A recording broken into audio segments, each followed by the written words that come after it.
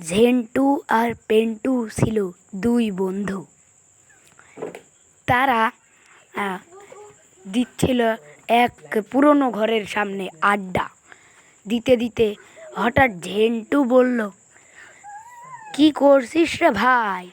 এতদিনে তো মনে হয় কোনো চাকরি বাকরিও মনে হয় পাসনি। আমি একটা লাইন করে দিতে পারি তোর। কি লাইন বল দিনি? ফেন্টু সেখন বলল। হ্যাঁ, কি লাইন আর একবার বল তো। ইউটিউবে কার্টুন বানানো। ইউটিউবে কার্টুন বানাবো? আমার তো আবার ওই সেই স্মার্ট মোবাইল নাকি একটা বলে, সেটা আবার নেই আমার কাছে।